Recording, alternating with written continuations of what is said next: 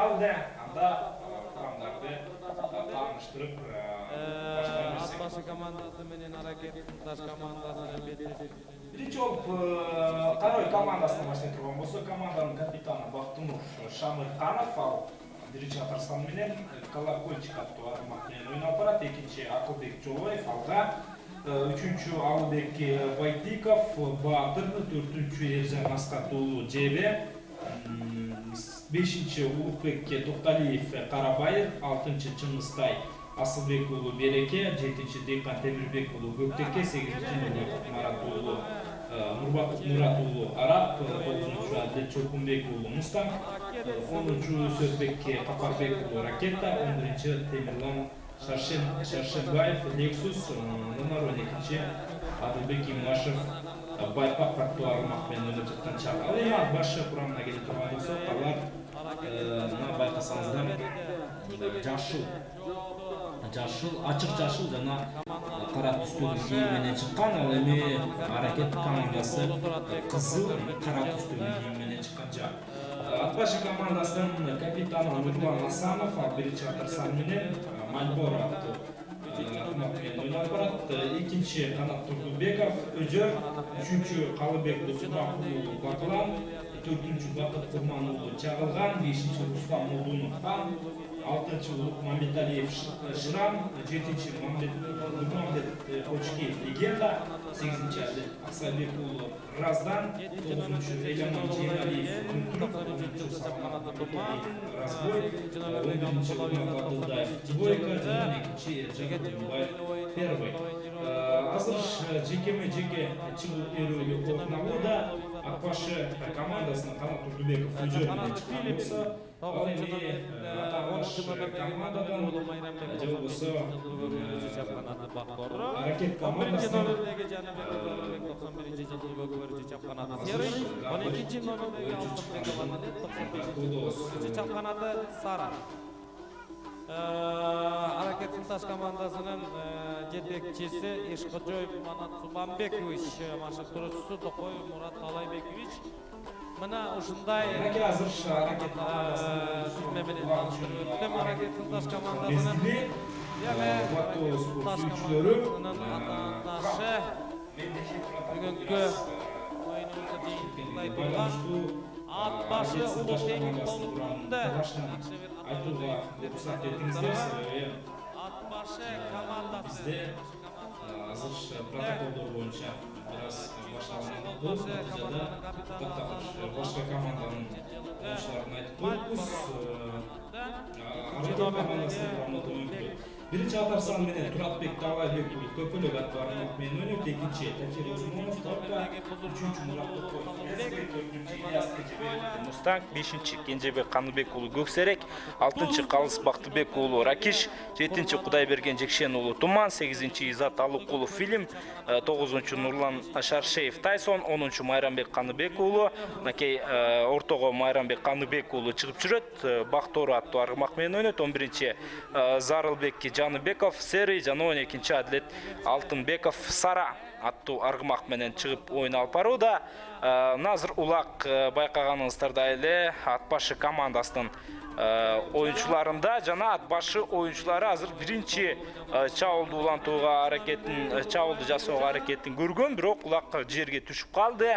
Атбашы командасы да бир жолу айтып өтөбүз, ачык жашыл жана кызыл түстөгү кийим менен ортого чыккан болсо, ал эми атаандаштары кызыл жана кара түстөгү кийим менен ойун алып барууда. Аракет Сынташ жааты.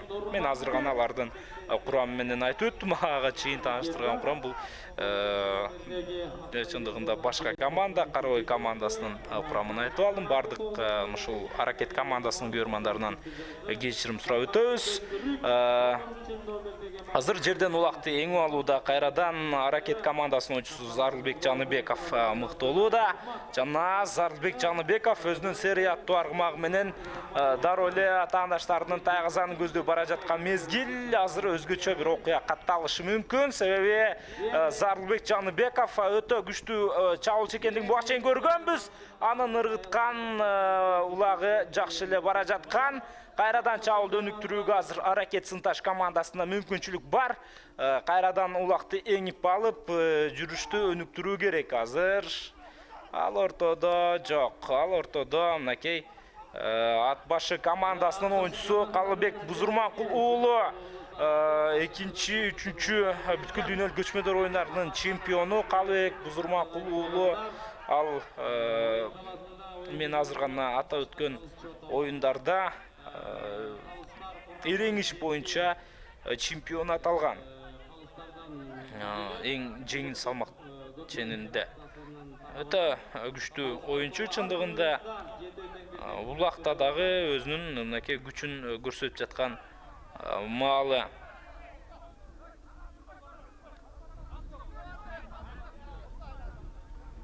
Ортодо жеке ат башы Канат Турдубеков Канат Майрамбек Азыр жеке чыгуу эрөлү баягы эле 10 номердеги оюнчу бул Аракет командасынан Майрамбек Каныбек уулу жана Майрамбек Каныбек уулу улакты эңип алууга аракетин көргөн, бирок улакты жерден ала алган жок. Азыр болсо ат башы командасынын оюнчусу дагы эңилип улакты алууга бел байлап көрдү. Улак мынакей Аракет командасынын оюнчусуна буйруган экен, ал эңип алды. Эми чабуулду уюштурууга мүмкүнчүлүк болобу же жокпу азырынча белгисиз. Бул Изат Алыкулов бир жолу атаандаштарынан айланып өтүшү керек. Жакшы Изат Алыкулов бош калган Тайгазанга эми өзү чабуулду өнүктүрүп бара жаткан мезгил. Аттын ылдамдыгы ушул жерде өтө чоң мааниге ээ жана алгачкы салым болушу керек эле го. Болушу керек эле. Негизинен мындай мүмкүнчүлүк али эч кайсы командада пайда боло элек болчу. Буга чейин дагы Аракет командасы абдан жакшы жүрүш жасаган, бирок мынчалык жакын барган эмес. Улакты эми ат башынын оюнчулары эңип алууга аракетин жасайт, бирок сыртка чыгып кетти. Сыртка оюнчу улак кошо чыгып кеткендигин көрдүк. Эми жеке чыгуу болот.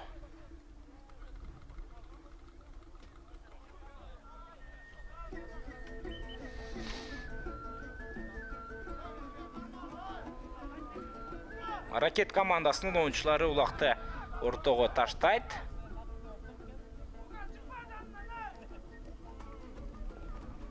Буйруса эртең абдан кызыктуу беттештер болот. Ал оюндарды дагы КТРК Спорт каналы аркылуу көрө аласыздар.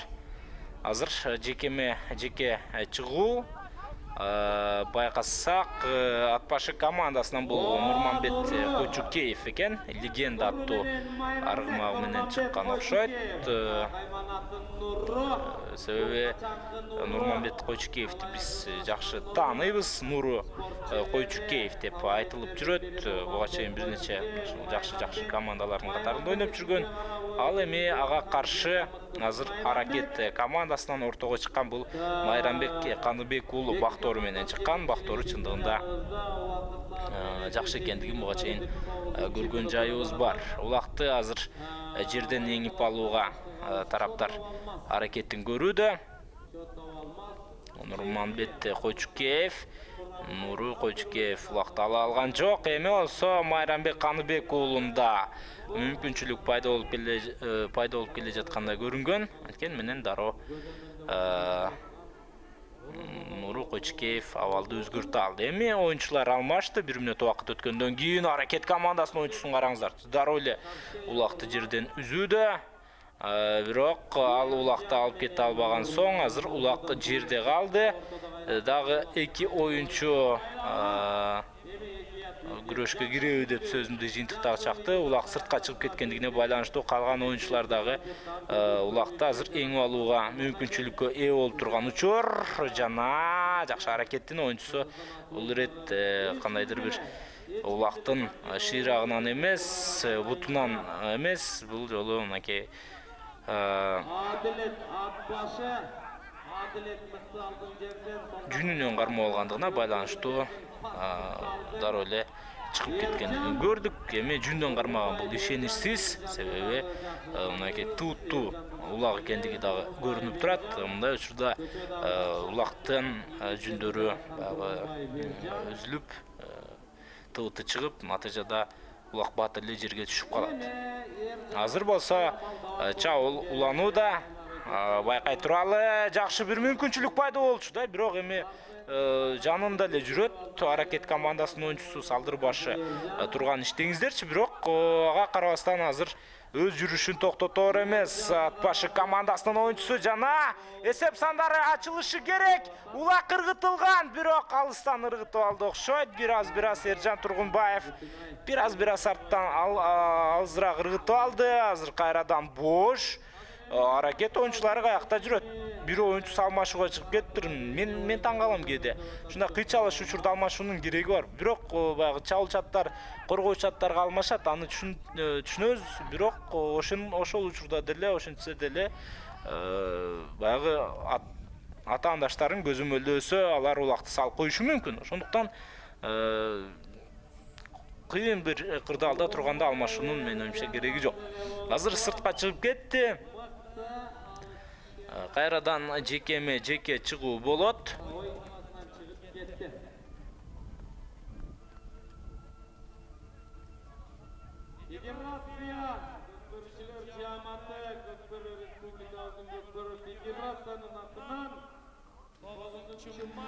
Келиңиздер, жеке чыгуу эрөөлү орун алууда. Азыр улакты жерден эңип алууга Атбашынын оюнчусу Калыбек Бузурманкул уулу аракеттенди. Калыбек Бузурманкул уулу чындыгында бул оюнчу абдан карылуу, билектүү, бекеринин дагы күчтүү делинген казак балбандарынан мыкты болуп чыгып, эреңиш боюнча бүткүл дүйнөлүк көчмөдөр оюндарынын жеңүүчүсү болгон эмес. Азыр болсо сыртка чыгып кетти кайрадан. Биз жекеге ортоктош болобуз. Бул эки команданын ортосундагы беттеште азырынча кайсы жаат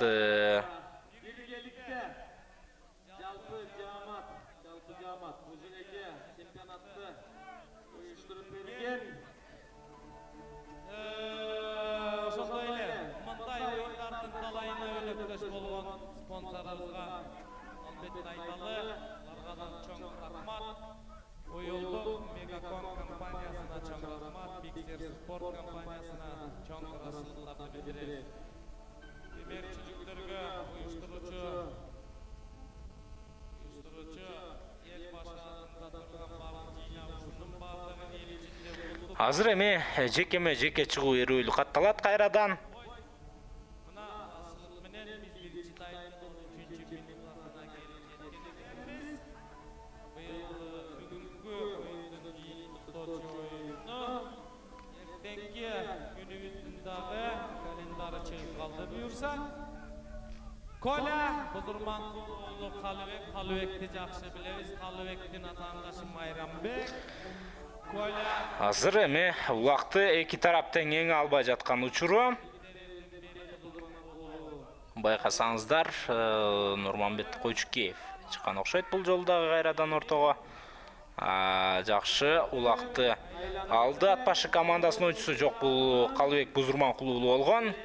Калыбек сол такымга басууда. Ага каршы ойногон оюнчу Майрамбек Каныбек уулу бул иреттагы улакты алдырып койду. Эми Калыбек өзү чабуулга барат. Алмашуунун кереги жок болчу. Ушул жерде мен менен макул болот болушуңуздар керек. Эгерде ылдамдыкты өрчүтүп кеткенде Калыбек азыр салып коймок негизинен. Коргоочуларга жеткирбей туруп эле. Калыбек Бузурманкул уулу чабуулду улантууда. Биринчи таймдын 14-чү мүнөтү өтүүдө. Азырынча эсеп сандары ачыла элек. Эки мыкты команда оюн алып барууда. Чындыгын айтышыбыз керек, бирок эсеп сандарын ачуу мүмкүн болбой жаткан учур. Ал ортодо бош калган улакка жакшы эле келе жаткан. Бирок аны эңип кетүү мүмкүн болгон жок. Аракет командасынын оюнчулары беттештин башында жакшы эле бир мүмкүнчүлүктөргө ээ болду эле, бирок барган сайын аракетке караганда ат башы командасынын эсеп сандарды ачуу мүмкүнчүлүгү күчтүүрөөк, жакшыраак болуп жаткандыгын байкап отурабыз. Азыр улакты кайрадан ортого алып келишет. Эреже боюнча улактын салмагы болуш керек. 33 килограмм.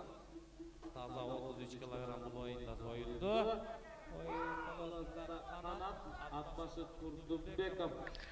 Келиңиздер, жекеме-жеке чыгуу эрөөлү. Азыр оюнчулар алмашыптыр. Буга чейинки салыштырмалуу Аракет командасынан Нурлан Шаршеев, Канат Турдубеков өжөр менен чыккан. Мына ошол экинчи номурдагы атты баары тең минип чыгууда. Ой, караңыздарчы, ат өзү азыр ортону бербей турду. Же Аракет командасынын оюнчусу Нурлан Шаршеев дароо мүмкүнчүлүктү колдоно алган жок, себеби Канат Турдубеков бир аз ээрден түшүп калгандыгын көрдүк.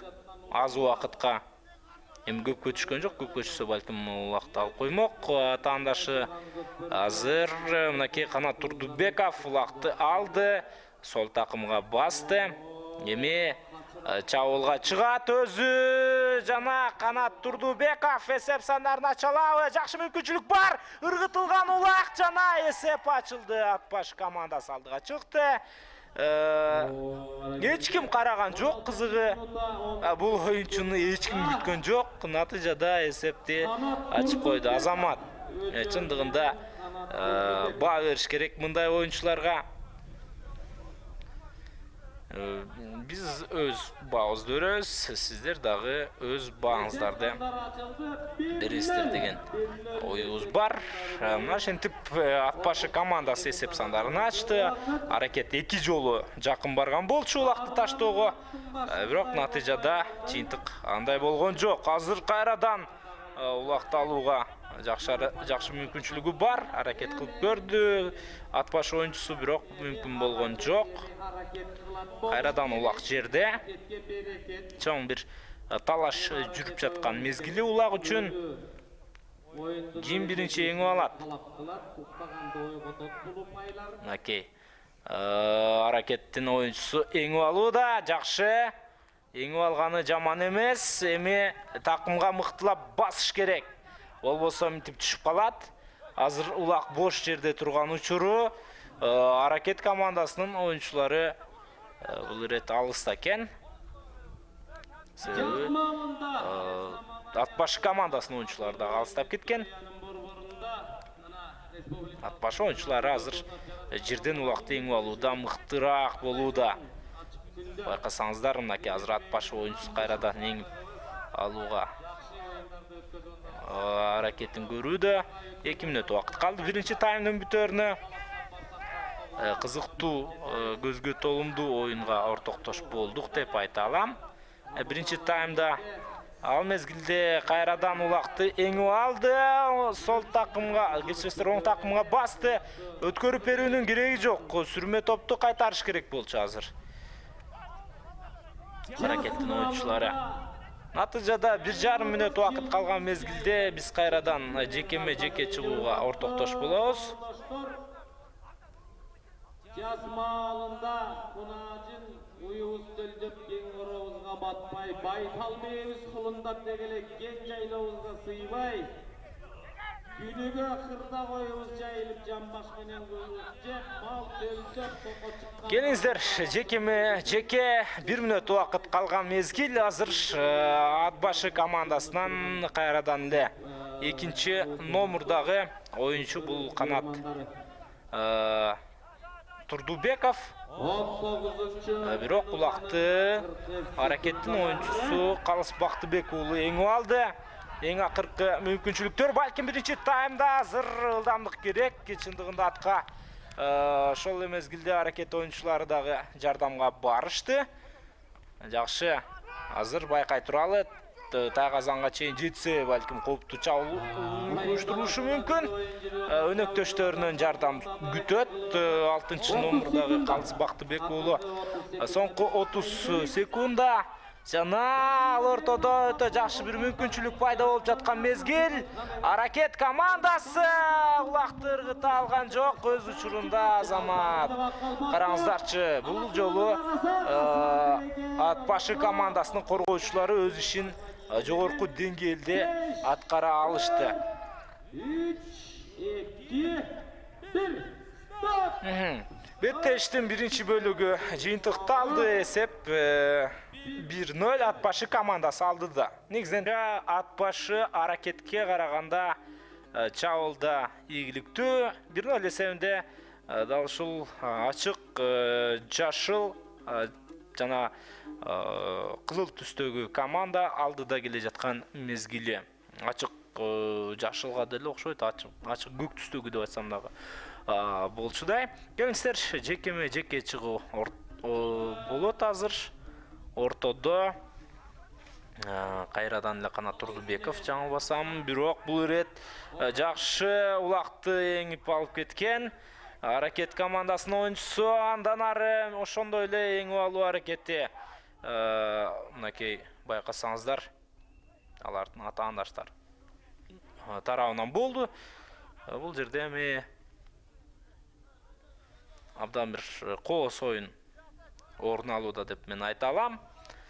Аракет жана ат башы командалары биринчи таймда кандай оюнду көрсөттү деген суроо дагы сиздерди жаралышы мүмкүн. Кимде ким беттешти жаңы көрүп жаткан болсо. Чындыгында эки команда бирдей деңгээлдеги жааттар экендигин көрсөттү.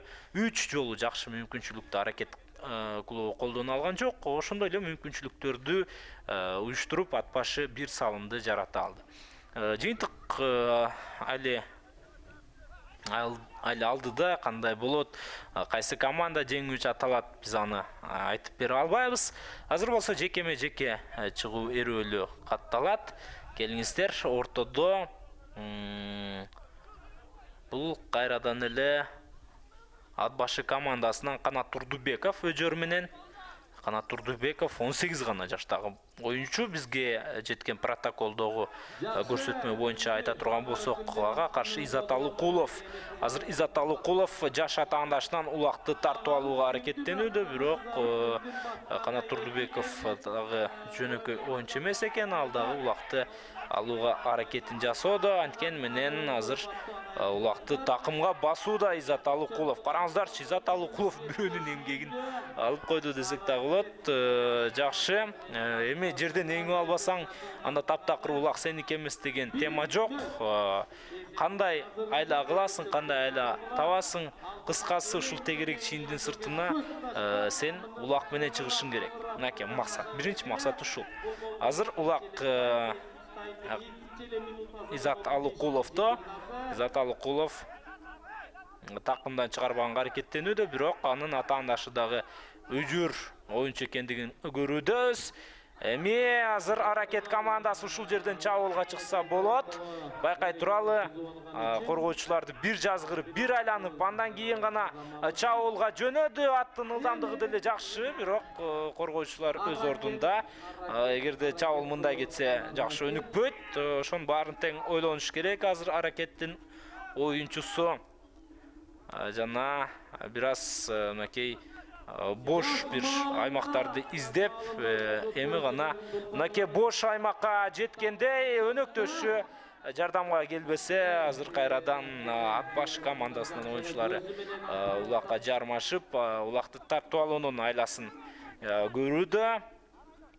Бирок улак уландуу түрдө Изат Алыкуловдо. Изат Алыкулов байкай туралы, аракеттин оюнчусу эми балким чабуулга чыгат. Тегичекти кайрадан эле ат башы командасынын оюнчулары коргонууда мыкты болуп турган учуру. Жаза мамыга кеткен болчу буга чейин аракет командасынын оюнчусу, мен аны айтпай кетмин.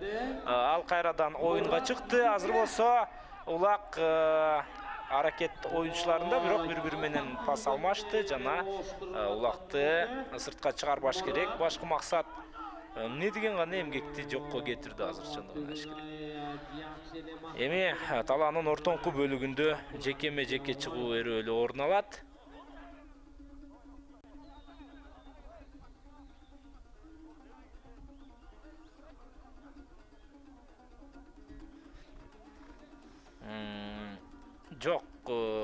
бул жерде азыр Аракет командасы коргонуп жаткан Тайгазандын жанында жеке чыгуу эрөөлү орун алууда.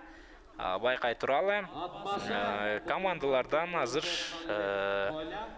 мынакей ат башы командасынан кайрадан Бузурманкул уулу Калыбек чыккан экен. Ал дагы Аракетти минген. Аракет ортодогу мыкты ат экендигин көрүүдөбүз. Азыр сол такымга басты. Эми жүрүшкө чыгат Дароле Бузурманкул уулу Калыбек жана өз командалашы менен жакшы эле жүрүшкө барды эле. Бирок ыргытууда бир аз катачылык кетирди. Азыр болсо Аракет командасында улак байкай туралы Нурлан Шаршеев сыртка чыгып кетти. Эмнегедир анын аты азыр бир аз сыртка качып жаткандай. Эгерде Бишкек шаарында болгондо ушундай жерлерде оюнчулар аутка чыкмак эмес, оюндун динамикасы дагы бир аз өсмөк. Бирок мынакей бул жакта тагыраагы Ысык көлдө жайгашкан ипподромдо андай мүмкүнчүлүк болбойт. Бул жакта өзүңүздөр байкап турганыңыздардай ошол тосмо дуалдар жок. Азыр улакты кайрадан Калыбек Бузурманкул уулу эңип алды. Калыбек өзү чабуулду өнүктүрүп жаткан мезгил чындыгында мыкты улакчы экендигин дагы көрө алдык. Анын негизинен башында мыкты эреңишчи ушул балбан катары таанып жүргөн болсок, эми мынакей анын мыктылыгын улакта дагы, көкбөрүдө дагы көрүүдөбүз. Өтө жакшы мынакей ат башы командасынын оюнчусу Эржан Тургунбаев азыр бир атаандашын жазгырып, сыртка чыкпастан улакты ортодо сактап калды. Эржан Тургунбаев өзү жүрүштө өнүктүрөт. Бирок атаандаштары дарыбага жармашып, мынакей ортого Эржанды жеткирбей жаткан мезгилде Эржан бир айланып келип, кайрадан улакты ыргытуунун айласын көрөт, бирок улакты эрте ыргытып алды. Ашыкпастан, шашылбастан эле ыргытса болмок. Эми оюнчуну күнөөлөй албайсың мындай жерде. Мындай жерде эч кимди күнөөлөй албайсың.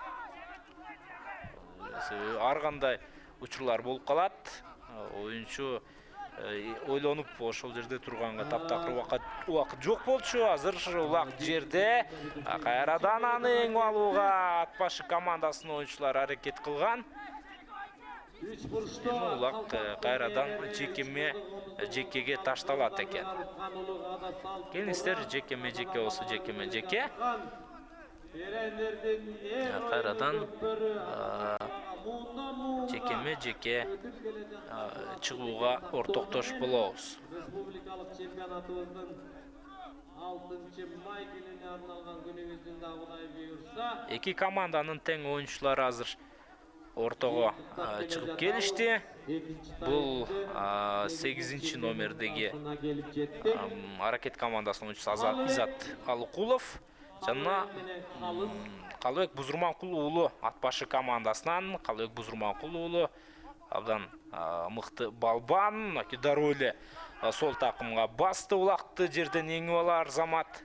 Эми Калыбек Тайгазанды көздөй жөнөсө болот.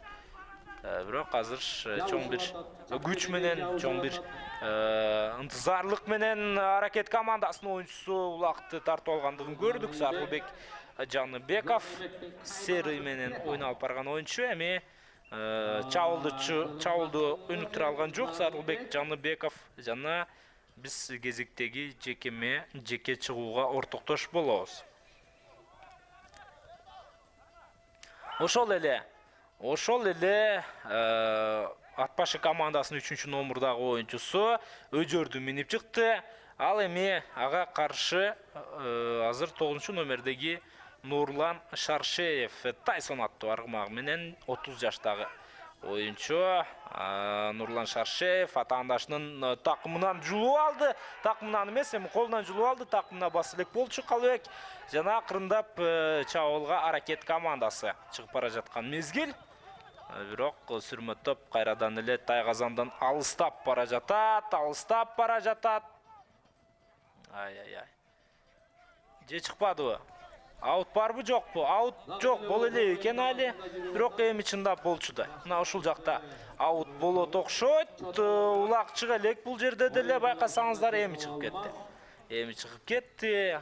Жана кайрадан жекеме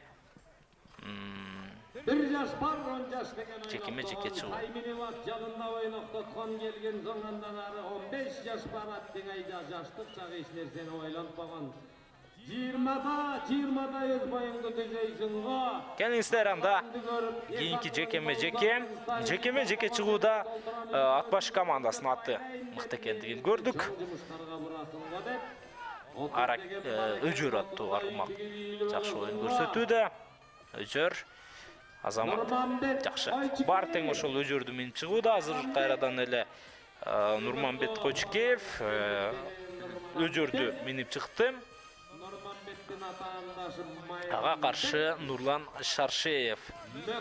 Нурлан Шаршеев эгерде өзүнүн атын алмаштырбай чыккан болсо, мен албетте бул оюнчунун атын өтө жакшы тааныбайм. Өзүнүн аргымагын алмаштырбаган болсо Тайсон менен чыккан. Азыр улак үчүн күрөш сыртка чыгып кетти окшойт кайрадан эле. Сыртка чыгып кетти. Аракет командасынын оюнчусу эмне үчүн жерге таштап койду, азыр түшүнүксүз ушул жердечи. Ал командасы артта келе жаткандыгын өтө жакшы билет. Демек, тескерисинче улакты бат-баттан ортого таштаганга аракетин көрүш керек. Аракет командасы чындыгында аракет командасы аракетин көрүш керек дегенде бир аз баягы тавтология жаралууда, тавтология болуп калат. Бирок аны айтпаганга биздин аргабыз жок. Эки сөз эки маанини түшүндүрөөрүн унутпашыбыз керек. Бирөө команданын аталышы экендигин билип койсок болот. Азыр болсо кайрадан аракеттен Нуру Койчукеев өжөр менен Нуру Койчукеев дароо эле улакты эңип алган мүмкүнчүлүк пайда болор замат. Ал эми аракеттен Изат Алыкулов. Изат Алыкулов Нуру Койчукеевдин ортосундагы эрөөл орун алууда. Ким биринчи болуп булакты эңип чыгар экен ушул жерде? Нуру Койчукеев дагы өтө тажрыйбалуу оюнчу. Аны баарыңыздар жакшы билесиздер. Изат Алыкулов деле жакшы бир оюнчулардын катарына кирет деп айта алам.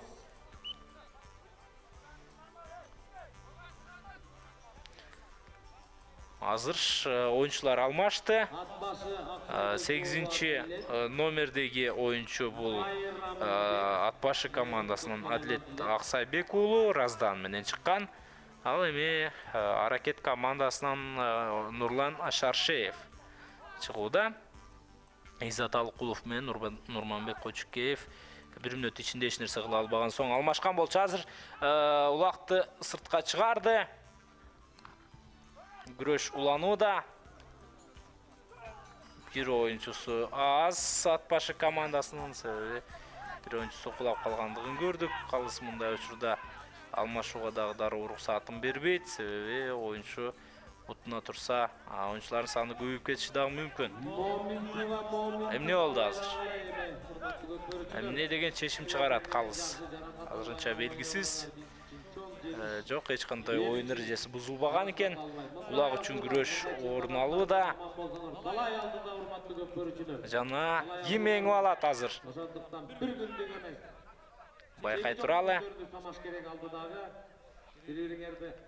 Эми экөөсү тең эңип ала алган жок. Мына эрдин ашын кармап эки тизгинде үзөңгүнү темгенде карык силердин колуңарда урматтуу көп көрүүчүлөр. Азыр кезектеги жекеме жеке чыгуу. Аттаныш керек мындай майданга, мындай беттешке намысты колго алып. Кезектеги жекеме жеке чыгуу. Аракет командасынан бул жолу байкайлы 8-чи номердеги Изат Алыкулов жана ага каршы Канат Тургунбеков. Канат Тургунбеков өжөрдү минип чыккан. Негизинен Канат Тургунбеков өжөрдү миниш керек, бирок азыр өжөрдү баары минүүдө. Ким ортого чыкса ошол минип чыгууда. Калыбек дагы минди, Нуру Койчукеев дагы минди. Эми Канат Тургунбеков өзү минип чыгып жаткан мезгилде 2001-жылкы спортчу Канат жаш оюнчу. Чемпионатта чаппаганда кайсы өтүп кеткен Көкөтөйдүн ашында чабабыз деген кептер менен булайлы. Улак үчүн күрөш оюнчулар кайрадан алмашты. Азыр Шаршеев,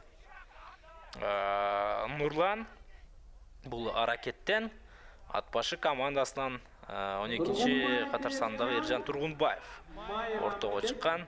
Бул эки команданын жеңүүчүсү буюрса Кара Буура жаатына каршы оюн алып барат. Эми Кара Буура канчалык деңгээлде мыкты команда экендигин көрдүк буга чейин. Ал жаш күч командасын 5-2 эсебинде утту. 5-2 эсебинде утуп кийинки жарым финалга чыга алды. Оюнчулар алмашты. Кайрадан Канат Тургунбеков өжөр менен өжөрлүгүн көрсөттү бул жолу дагы. Эми ал жакшы бир чабуулга чыкса болчудай. Улак азыр өткөрүп берилди. Чабуулчуга өткөрүп берди Канат Тургунбеков. Албетте ал ортого түшкөн оюнчу. Улакты Аракет командасынын оюнчусу тартып алгандай көрүндү, бирок бул жерде эч кандай өзгөчө окуя болбойт, себеби дароо эле аут. Эми болсо биз жеке чыгууга ортоктош болобуз. Чамамда экинчи таймдан кийин деле белгисиз боюнча калат бул командалардын кимиси кийинки баскычка чыгаары. Эгерде бир 5-0, 6-0 болуп кеткенде анда белгисиз, баягы белгилүү болуп калмак, кайсы бир деңгээлде логикалык жактан алып караганда баары тең айдан ачык көрүнүп калмак. Азыр болсо андай эмес. Балким Атбаш командасы ушул эсепти сактап, балким дагы 1-2 салым жаратып ишенимдүү алдыга чыгып кетиши мүмкүн. Балким ошол эле мезгилде атаандаштары Аракет командасы дагы өзгөчө бир салымдарды жаратып, эсеп сандарын теңеп, балким алдыга чыгып кетип, натыйжада абал таптакыр башка нукка өзгөрүп кетиши дагы мүмкүн. Канат Тургунбеков улак үчүн кайрадан аракетин жасайт. Жакшы. Алды, эми такымга басыш керек. Канатты көзөмөлдөгөн сыртта эч ким жок. Баары тең өзү менен өзү алек дегеним, ар бир оюнчунун өзү караган оюнчусу бар. Ошолор бири-бирин коюп жибербестен ойноп жаткан учуру азыр улак жерде бош. Аракет командасынын оюнчусу каяка тартат атты бер жака тартыш керек болчу. Мынакей кайрадан аут. Чындыгында экинчи таймда ауттар өтө көп болду, өтө көп жеке чыгуулар болду. Азырынча эсеп 1-0. Алдыда өзүңүздөр байкап турганыңыздардай Атбашы командасы келе жаткан мезгил. 18-ci minuta bitip 19-cu minutaga qarады. Улак ортого ташталат. Канат Тургунбеков жана ошондой эле Нурлан Шаршеевтер ортодо. Канат Тургунбеков кайрадан өжөр менен. Өжөр бул ошо ортого чыкканда эң күчтүү ат экен. Ошого байланыштуу азыр оюнчулар алмаш ушул атты минип чыгышууда. Чындыгында Канат Тургунбеков деле жакшы минди, Нуру Койчукеев деле жакшы минди. Бирок Калыбек минген учурда дароо эле улакты эңип кетип жаткан. Билбейм, эми сиздер кандай байкадыңыздар, мага ошондой көрүндү. Канат Турдубеков, кечиресиздер, Турдубеков Канат бул жолу ортону ээлеп турганы менен улакты эңип ала алган жок. Эми болсо улак үчүн күрөш уланууда.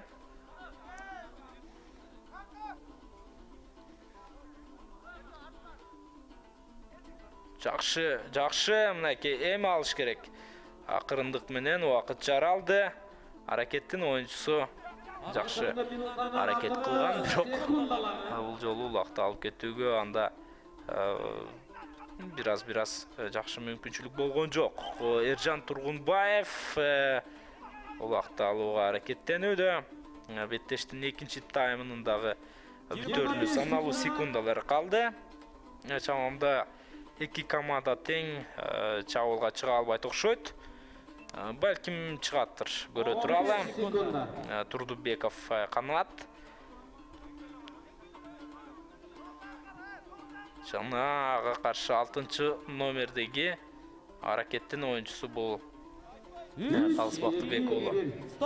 Тен деле бизди тапсаңыздар болот. YouTube'да КТРК Спорт YouTube каналында атайын ушул биздин каналдын расмий YouTube'дагы каналы бар. Ошол жактан бизди түз эфирде көрсөңүздөр болот. Айрыкча ушул көкпөр боюнча болуп жаткан мелдешти YouTube'дан дагы түз эфирде чагылдыруудабыз. Кимде ким балким жолдо болуп калышы мүмкүн, же дагы башка иштери чыгып калышы мүмкүн. Ошол мезгилде сиздер сыналгыны коюп отурбай эле YouTube'дан бул беттештерди түз эфирде көрө аласыздар. Ал эми оюндун өзүнө келе турган болсок, ат башы жааты дагы бир жолу кайталап койсом болот. 1-0 эсебинде азыр Аракет командасынан алдыда келе жаткан мезгил. 3-чү тайм, эгерде ушул бөлүктө Аракет эсеп сандарын теңей албаса, анда ат башы командасы өздөрүнүн жолун андан ары улантууга мүмкүнчүлүк алат. Улак азыр жерде, Калыбек Бузурманкул уулу улак үчүн күрөш жүргүзүүдө. Ага каршы Изат Алыкулов. Өжөр бүгүн чындыгында Өжөр деген атты биз таанып койсок болчудай. Абдан жакшы ат экен, жакшы аргымак экен. Жакшы иш жасады деп айтсам да болот өз командасы үчүн. Бир дагы баягы жекеме-жеке чыгууда жеңилген жок. Талашсыз түрдө биринчи лиганын балким эң күчтүү жекеме-жеке түшкөн аты болуп калышы толук ыктымал Өжөр. Бирок финалга чейин жетиш керек бул команданын үчүн. Жана финалда дагы Өжөр өзүнүн баягы мыктылыгын ал жакта көрсөтүшү керек болот. Азыр болсо жекеме-жеке чыгууда башка оюнчулар таптакыр. Аракет командасынын оюнчусу улакты биринчи болуп жерден илип кетти. Эми кызыл кара түстөгү кийимчендер өздөрүнүн чабуулун улантууга бара жаткан мезгили жана жаман эмес. Азыр байкай туралы Аракет командасынын оюнчусу Тайгазанга жакындап бара жаткан мезгил. Майрамбек Каныбек уулу бул оюнчу жакшы оюнчу, чындыгында өнөктөш менен бирге ыргытышы керек. Бирок бул жолу сырттан капталдан келген оюнчулар өз иштерин жакшы аткарыша алды жана эң башкысы ат башы командасынын коргоочулары керекке жарады деп айтсак болот. Эми жекеме-жеке чыгуу кайрадан эле командалардын бирге бир чыгуу эрөөлү орун алат. Эртең сиздерге анонс катары айтып коюшум керек, кабардар болсоңуздар андан жакшы. Буйруса жогорку лиганын командаларынын ортосунда финалга кайсы команда чыгат жана ошондой эле 3-чү, 4-чү орун үчүн кайсы жааттар ойнойт деген суроолорго жооп берүүчү беттештер болот. Мындайча айтканда жарым финал деп айтсак деле болот. Анткени менен расмий кагазда жарым финал эмес, тайпалык баскычтагы 3-чү оюндар деп жазылган. Ошондуктан биз ошол расмий кагаздагы документтеги же болбосо протоколдогу сөздү гана айта алабыз. Бирок негизинен статусу боюнча дээрлик баягы жарым финалдын өзү деп айтсам дагы болот. Себеби кайсы команда жеңишке жете турган болсо, дароо финалга жеңилгени 3-чү орун үчүн ойноо укугун алат. Бул эми жарым финалда боло турган көрүнүш. Андыктан биз албетте жарым финал деп деле кайсыр деңгээлде айтып койсок жарашат. Ал жакта Достук менен Сары Өзөн жана ошондой эле Ынтымак менен Сары Өзөн Рассвет командалары ойноп, финалга кайсы командалар чыгаарын аныкташат. Андан сырткары ушул биринчи лиганын алкагында дагы беттештер орун алат. Тактап айта турган болсок, биринчи беттеш ал канатта жана Көлтөр командаларынын ортосунда орун алат. Көлтөр бул мурунку Толкун командасы экендигин да белгилеп коюшубуз керек. Ал эми экинчи жарым финалдык беттеште Кара Бура жана Чекит коюп туралы. Азырынча кайсы команда чыгары белгисиз. Балким ат башы командасы чыгышы мүмкүн, балким азыр Аракет командасы деле чыгып кетиши толук ыктымал. Азыр болсо улакты Калыбек Бузурманкул уулу биринчи жолу эң алууга аракетин көрүүдө. Сынташ Аракет командасы дагы деле болсо 1-0 эсебинде бири-бирине катуу ойын болуп Жана улак ортодо калды. Эми башка оюнчулар чыкты. Качан Өжөр аттуу аргымак сыртка чыкканда бир аз да болсо мүмкүнчүлүктөр көбөйө түшөт Аракет командасында. Улак сыртка чыгып кетти. Эми сыртта күрөш болот. Кайсы команданын оюнчулары мыкты болсо азыры эң алууга жетишет. Азыр Аракет командасынын оюнчусу улакты эңип алды. Бирок сыртка чыгып бара жаткандыгын көрдүк. Аут. Эми талаанын ортоңку бөлүгүндө жеке чыгуу болот.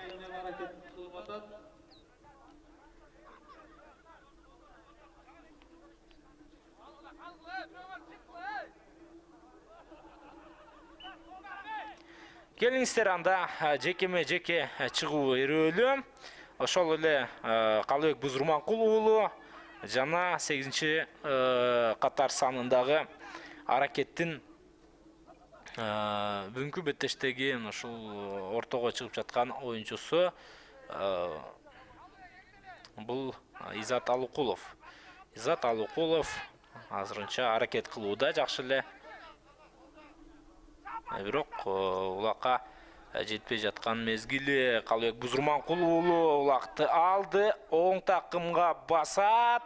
Бирок ал мезгилде жок. Изат Алыкулов мынакей атаандашынан алууга жакын барды эле, бирок тартып ала алган жок. Калыбек Бузурманкул уулу өзүнүн чагылдагы өнөктөштөрүн өткөрүп бериши мүмкүн, бирок азыр эмес. Азыр такымдан улак чыга турган болсо эле дароо ал атаандаштарын өткөрүшү мүмкүн. Мынакей Калыбек Бузурманкул уулу чын эле өткөрүп берүүнү жасайм деп жатып, улакты тарттырып койду окшойт. Эми чабуулга Аракет командасынын чыгып барышын күтөбүз. Азыр эки оюнчу бири-бирин ушинтип токтотуп калды жана Аракеттин чабуулу кандай өнүгөт деген суроого жооп алабыз. Изат Алыкуловпу? Жок, бул Майрамбек Каныбек уулу жана акырындап Тайгазанга жакындап бара жаткан мезгил.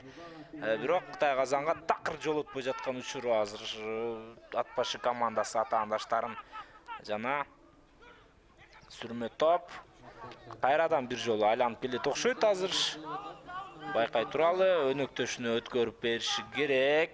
Ооба, өнөктөшүнө өткөрүп берди. Эми 6-чы номердагы Аракет оюнчусу негизинен план боюнча токтотуп калыш керек болчу аттын башын, бирок Калыс Бактыбек уулу бул жолу аттын башын кармап баягы тартып токтото алган жок. 8-чи минутта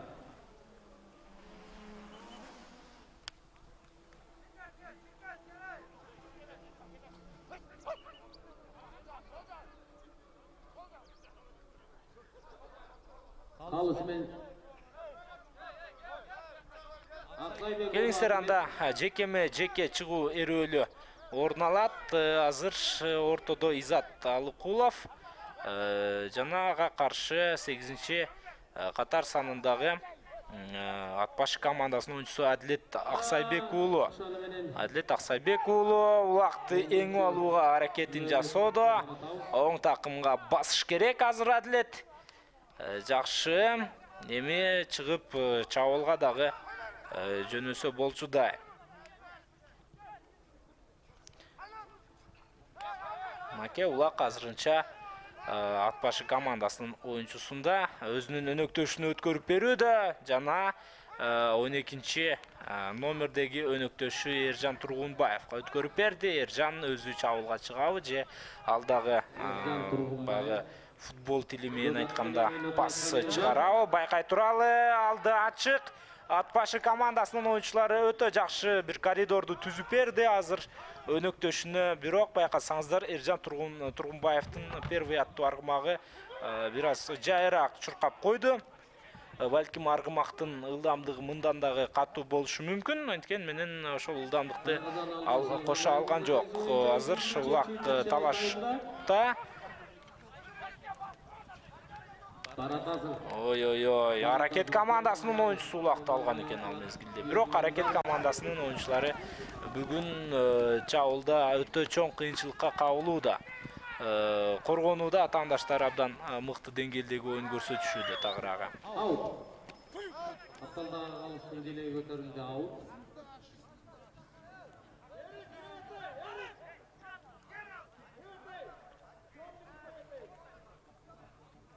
10 минута. 10 мүнөт убакыт калды. Беттештин бүтөөрүнө чейин азыр улак жерде. Ошол эле Атбашы командасынын оюнчусу Адилет Аксайбек уулу өжөр менен чыкты кайрадан. Ага каршы азыр ким? Байкайлы. Бул деген 8 номерди Гизат Алкулов болушу мүмкүн. Азырынча жок, бул Майрамбек Каныбек уулу. Майрамбек Каныбек уулу эмнегедир көп ортого чыкпай калды. Азыр Майрамбекке аракет кылып улакты алууга кандайдыр бир жол издеп жаткан мезгили. Негизинен Адилет Аксайбек уулу улакты биринчи болуп жеңип алган. Анткени менен азыр улак Аракет командасынын оюнчусунун карамагында. Бирок коргонууда дагы да болсо күчтүү болууда. Атбашы командасынын оюнчулары сыртка чыгып кетти. Эми ортого жеке чыгууга ортоктош болобуз. Секундалары уақыт өзүнүкүн алып атат, уақыт изелебеген чоң бир байлык. Эч ким токтото албайт бул убакытта, Жараткан берген убакытта. Келиңиздер, анда кийинки жеке Азамат Канат Турдубаев, жок, Турдубеков, мен кечирим сурайм.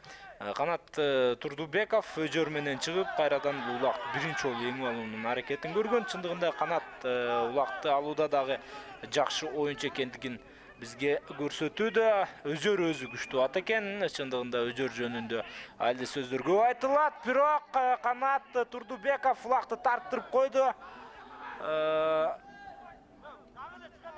Эмне болду? Аут болду. Азыр Аракет Сынташ командасы кайрадан улакты ортого алып келип таштады. Бирок кайдагы аут? Эмне болду? Калыс чындыгын айтыш керек, мен калыстын чечимине түшүнгөн жокмун. Эмне үчүн ал оюнду токтотуп койду?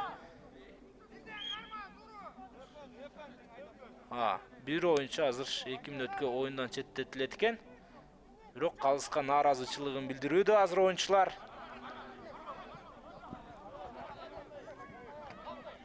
Бир оюнчуга нааразычылыгын билдирүүдө калыска. Түшүнүксүз, мен чындыгында көрбөй калдым. Окуя эмне болуп кеткендигин биз байкабай калдык. Аракет командасынын оюнчулары улакты алган замат аларды оюндан четтетүүдө азыр 2 мүнөткө.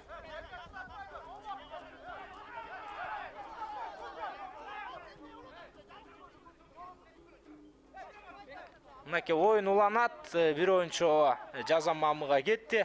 Чамамда 5 оюнчу чыгып кеткендей. Албетте калыс жөн жеринен эле эч кимди жазалабайт, аны унутпашыбыз керек. Андыктан баарын тең түшүнүп ойногон жакшы. Азыр кайрадан эле Канат Турдубеков улакты биринчи болуп жеңип алууга аракетин жасоодо, бирок улак сыртка чыкты. Мынакей эми бош каалаганы келип алса болот. Каалаган эмес, кимдин мүмкүнчүлүгү болсо. Мүмкүнчүлүгү болгону деп айтсак туура болчудай, каалаган эмес. Себеби каалаганы ала албайт. Бул оңой нерсе эмес, жерде жаткан таш эмес, же болбосо жөн эле эч ким карабай эле жаткан улак эмес. Баары тең аны карап турат. Байкап турганыңыздарда али азыр Улактын негизинен Аракет командасынын оюнчусу эңип алган. Жакшы Аракет командасынын оюнчусу азыр чабуулга барышы мүмкүн. Байкай туралы убакыттар дагы өтүүдө. Эгерде бул салым ишке аша турган болсо, Аракет өтө жогорку деңгээлдеги чабуулду жыйынтыктаган болуп калмак. Улак кимде? Улакты тартып азыр ат башы командасы сыртка чыгарып бара жаткан учур. Жана аут. Кайрадан ортого жекеме-жекеге ташталат Улак. 3-чү тайм чабуулдар менен деле көп көзгө көрүнгөн жок. Бирок ар кандай кызыктуу учурлар менен эсте калууда. Келиңиздер жекеме-жекеге чыгууга ортоктош бололу.